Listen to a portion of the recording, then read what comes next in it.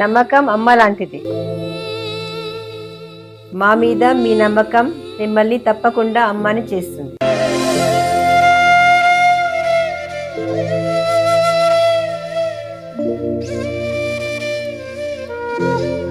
నేడు ఎంతో మంది మా మీద నమ్మకంతో అమ్మాయారు. మీకోసం అమ్మతనం ఎదురు చూస్తుంది. వివరాలకు సంప్రదించండి. Kiran infertility centre, Hyderabad, Bengaluru, Chennai, Delhi. శ్రీమాత్రే నమ. జయ గురు దత్తాత్రేయ నమ. ఈ వీడియోలో మనం మార్చి 2వ తారీఖు నుంచి 26వ తారీఖు మధ్యలో శుక్రగ్రహం మీనరాశిలో ప్రవేశిస్తూ అక్కడ ఉన్నటువంటి శని భగవానుడితో కలిసి సుమారుగా ఒక 24 రోజులు ప్రయాణం చేయడం జరుగుతుంది. శుక్రుడు ఉచ్చక్షేత్రంలో చేరడం వల్ల అక్కడ మాలవ్య మహాపురుష యోగం అనే పంచమహాపురుష యోగం ఒకటి ఏర్పడడం జరుగుతుంది. అంటే ఈ యోగం కొన్ని రాసుల వారికి మాత్రమే వర్తించడం జరుగుతుంది. బట్ ఏదైనా ఒకరి యొక్క జీవితంలో వారు జన్మించిన దగ్గర నుంచి జీవితం చివరి దాకా కూడా ఎటువంటి లోటు లేకుండా, అంటే ఆహారానికి, బట్టలకి, నివాసానికి లోటు లేకుండా ఆనందంగా జీవించాలన్నా, వివాహ జీవితం సౌఖ్యంగా గడపాలన్నా, తొందరగా వివాహం జరగాలన్నా వారి యొక్క జాతకంలో శుక్రగ్రహ స్థితి తప్పనిసరిగా బలంగా ఉండవలసి ఉంటుంది. వివాహం తర్వాత సంతానం కలగడానికి కూడా శుక్రగ్రహ అనుగ్రహం తప్పనిసరిగా ఉండవలసి ఉంటుంది. అంటే భార్యాభర్తలు కలుసుకున్న తర్వాత వారికి జరుగుతున్నటువంటి ఈ కెమిస్ట్రీలో మరి సంతానం కలగాలంటే పురుషుని యొక్క శుక్రగణాలు అవి ఎంత బలంగా ఉంటే ఆ పుట్టిన సంతానం అంత బలంగా, అంత ధనవంతులుగా, నాయకులుగా చలామణే అవకాశం ఉంటుంది. కంప్లీట్గా ఒక జాతకుడికి కేవలం స్త్రీ సంతానం మాత్రమే కలుగుతూ ఉంటారు. మరి కొంతమందికి కేవలం పురుష సంతానం మాత్రమే కలుగుతూ ఉంటారు. ఈ విధంగా ఈ సంతానానికి కూడా జాతకంలో ఏర్పడినటువంటి మిగతా దోషాలతో పాటు శుక్రుని యొక్క స్థితిని బట్టి మాత్రమే సంతానం అనేది కలుగుతూ ఉంటుంది. సంతానం ఆలస్యానికి కూడా శుక్రుడే కారణమవుతుంటాడు.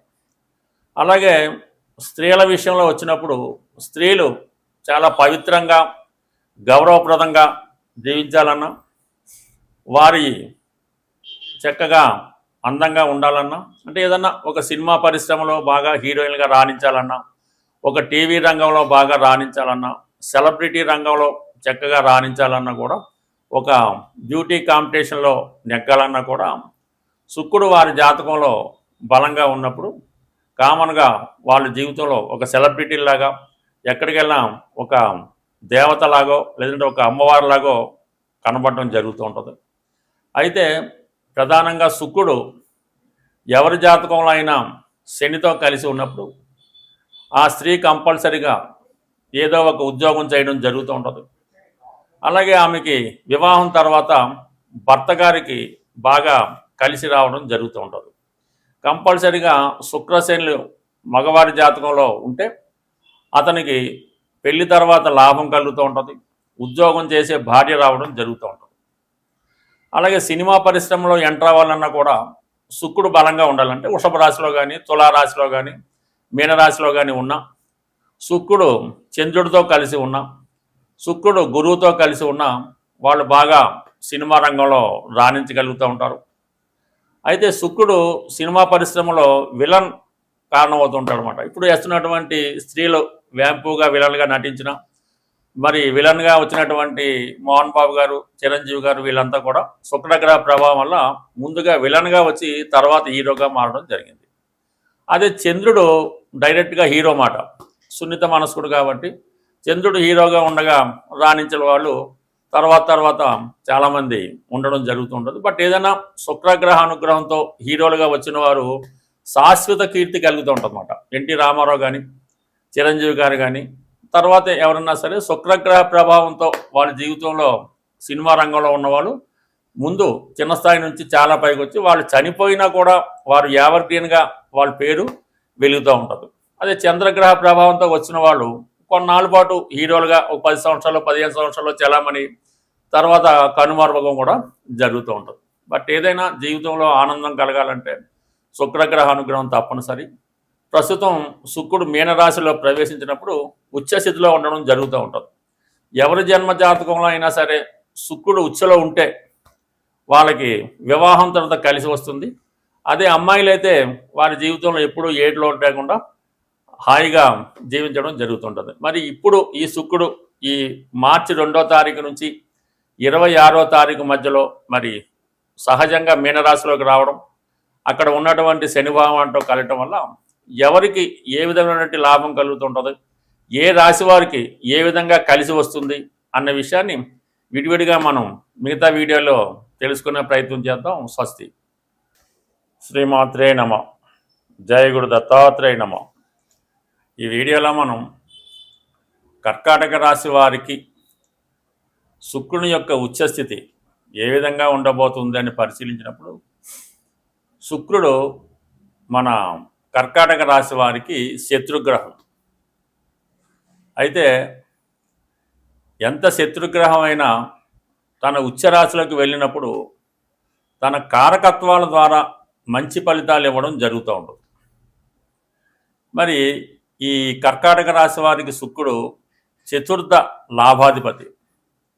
సో ఒక విధంగా విద్య, సౌకర్యాలు, వాహన యోగం, అలాగే స్త్రీ లాభం, మాతృ సౌఖ్యం, అలాగే స్నేహితుల వల్ల లాభం ఇవన్నీ కలిగే అవకాశం ఉంది. ఏ రాశి అయినా సంబంధం లేదు, వారి యొక్క జన్మజాతకంలో శుక్రుడు ఎంత బలంగా ఉంటే వారి జీవితంలో అన్ని సౌకర్యాలు అనుభవించడం జరుగుతూ ఉంటుంది. మరి ఇప్పుడు ఈ గోచార రీత్యా వచ్చింది కాబట్టి మరి మన కర్కాటక రాశి వారికి భాగ్యస్థానంలో శుక్రుడు రావడం జరిగింది. సో ఇప్పుడు అనూహ్యంగా మీ యొక్క స్థిరాస్తుల యొక్క వాల్యూ పెరగడం జరుగుతుంటుంది. మీ దగ్గర ఉన్నటువంటి సంపద విపరీతంగా పెరగడం జరుగుతూ ఉంటుంది. అలాగే మీ తల్లిగారి యొక్క ఆరోగ్యం బాగుపడుతుంది, ఆవిడ యొక్క హోదా పెరుగుతూ ఉంటుంది. తద్వారా మీకు మాతృ సౌఖ్యం, తల్లిగారి ద్వారా మీకు మంచి నేమ్ అండ్ ఫేమ్ రావడం ఇవన్నీ మీకు గర్వకారణంగా ఉండడం జరుగుతూ ఉంటుంది. అలాగే మీ ఫ్రెండ్స్ ఎవరైతే ఉన్నారో వాళ్ళు కూడా మంచి స్థితిలోకి రావడం వల్ల మీకు ఏదో విధంగా వారి ద్వారా సౌకర్యాలు కానీ ఏదైనా ఒక విలువైన బహుమతి కానీ రావడం జరుగుతూ ఉంటుంది. అంటే చాలా కాలంగా విదేశ ప్రయత్నాలు, విదేశం వెళ్దామనే మీ ఆలోచన ఈ సమయంలో తప్పకుండా నెరవేరుతూ ఉంటుంది. ఇది శుక్రుడు మగవారి జాతకంలో భార్యాకారకుడు అవుతుంటాడు.